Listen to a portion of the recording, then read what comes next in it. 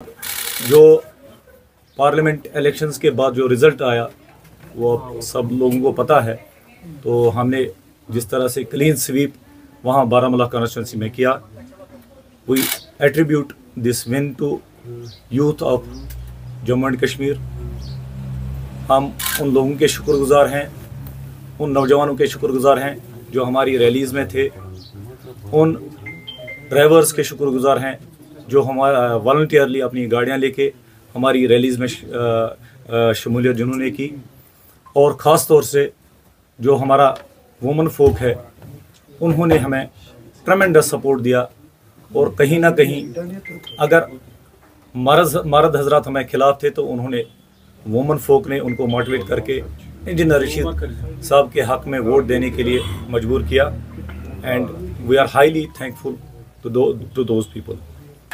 और दूसरी बात मैं आपसे ये बावर कराना चाहता हूँ कि कुछ हालात ऐसे हो गए, हम साउथ और सेंटर में अपने कैंडिडेट्स को खड़े नहीं कर सके क्योंकि रशीद साहब का जो फॉर्म था वो अनसर्टन था। हमें पता नहीं था whether it will be accepted by election commission of India और नॉट। तो इसलिए हमें थोड़ी वो चूक हो गई और रशीद साहब की जो अनसर्टेनिटी थी उसके फार्म को लेकर, तो उस लिहाज से हम साउथ और सेंटर में फार्म नहीं भर सके। और मुझे पूरी उम्मीद है, जैसा कि लोगों का रुझान था, मुझे लगता है कि हमने वहाँ पे भी ऐसा ही किया होता जैसा हमने बारामूला कॉन्स्टिट्यूंसी में किया।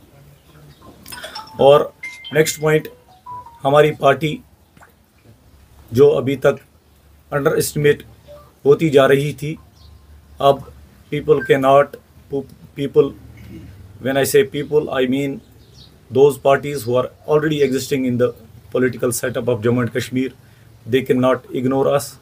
हमारी पार्टी है, अब हमारी एक मॉरल बाइंडिंग बन जाती है कि हम लोगों के सामने जाएं, अपनी बात रखें, अपनी पार्टी का जो एजेंडा है वो रखें। तो इस सिलसिले में हम जो ग्रास रूट लेवल के वर्कर्स हैं या जो वॉलंटियर्स हैं उनको कनेक्ट करने के लिए अवामी इत्तेहाद पार्टी एक मेंबरशिप ड्राइव शुरू कर रही है। तो बासिटी spokesperson of the party, एक ज़िम्मेदार पार्टी का कारकुन होने के लिहाज से मैं तमाम उन अशखास को गुजारिश करता हूं कि जो हमेशा ये कहते हैं कि यहाँ का जो पॉलिटिकल सिस्टम है गंदा है, उन्हें मैं गुजारिश करता हूं कि वो आएँ, इस गंदगी को साफ़ करें।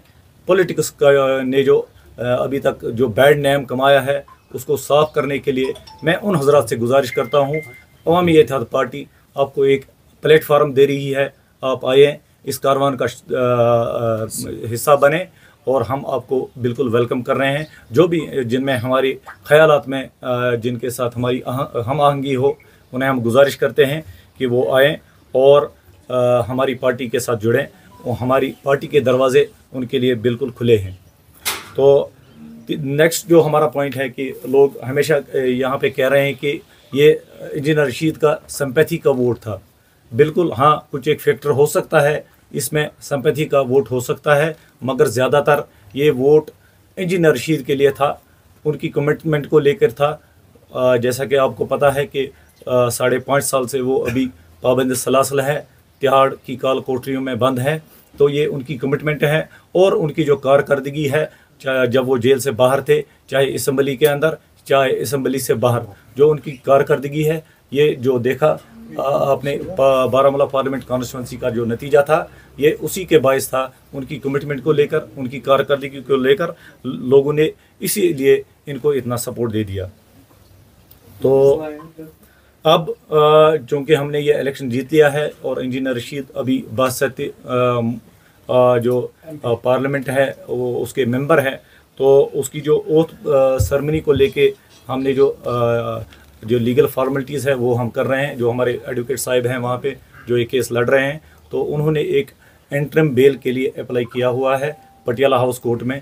तो उसका अभी जो वहाँ पे दिल्ली में वैकेशन शुरू हो रही है कोर्ट की, तो court has been very liberal to us. उन्होंने कहा कि अगर ज़रूरत पड़ी, हालांकि उसका डेट अब 18 को रख दिया है, कोर्ट ने हमें ये लिबर्टी दे दी कि अगर इफ़ नीड अराइजेस, अगर ज़रूरत पड़े तो हम आपकी एडिशनल कोई एप्लीकेशन उसको हम विदिन जो वैकेशंस चल रही है, वैकेशंस में जो वैकेशन बेंच जो बैठता है वो कंसिडर कर सकता है। अगर ज़रूरत पड़ी कि ओथ उससे पहले होता है तो मुझे लगता है, मुझे पूरी उम्मीद है इंजीनियर रशीद साहब को न सिर्फ जेल से रिहा करेंगे बल्कि उनको बाज़ाब्ता पार्लियामेंट, मुल्क के पार्लियामेंट में ओथ देने का जो मौका है वो दिया जाएगा।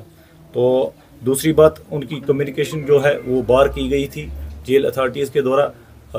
मुझे पता नहीं है कि मतलब पूरे वजूहात क्या थे उसमें कि उनकी कम्युनिकेशंस क्यों रोकी गई थी।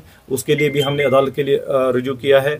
और जो हक होता है एक एमपी को, वो मैसेज दे सकता है अपने लोगों को। अभी वो सिटिंग एमपी है तो वो इस जो ये फैसिलिटी है अपने लोगों के साथ बात करने का, वो फैसिलिटी बिल्कुल हासिल कर सकता है, अवेल कर सकता है।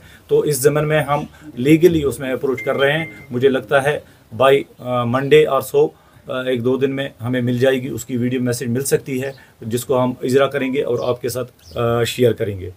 तो जहाँ तक बेल का मसला है, इससे पहले हमने जो फॉर्मल बेल होती है, फॉर्मल बेल के लिए अभी अप्लाई नहीं किया है।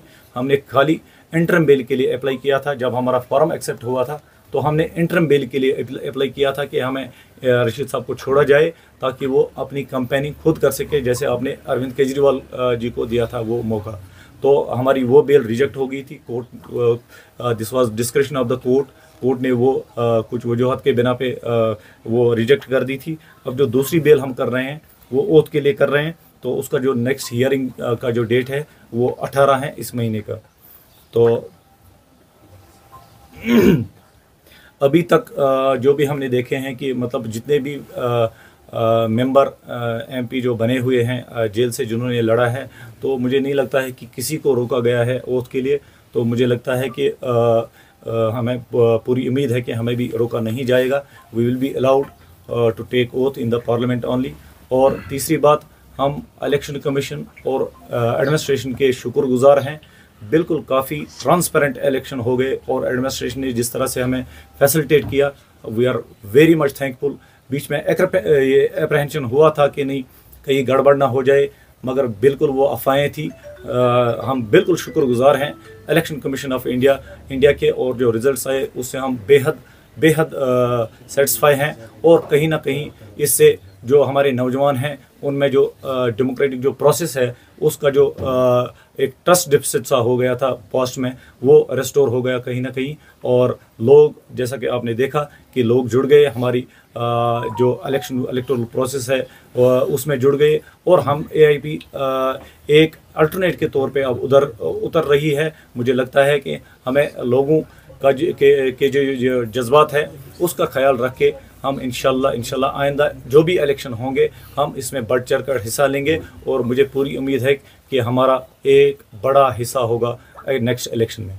तो बाकी अगर आपके कुछ सवाल हो। आपने सब कुछ तो बता दिया, लेकिन ये बताना आप भूल गई कि इंजीनियर रशीद क्या इंडिपेंडेंट ही रहेंगे या इंडिया अलायंस के साथ या एनडीए के साथ जाएंगे?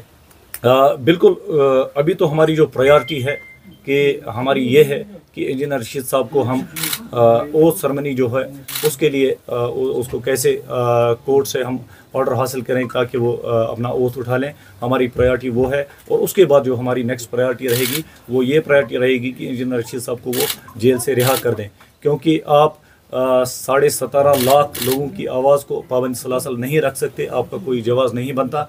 जैसा कि लोगों की अदालत सबसे बड़ी अदालत है, लोगों की अदालत ने ये फैसला दे दिया है कि इंजीनियर रशीद साहब को रिहा करना चाहिए। बाकी जो वो मामला होंगे that's description of engineer Rashid. जब वो बाहर आते हैं, पार्लियामेंट में आते हैं, तो वो उनकी खुद की डिस्क्रिप्शन होगी।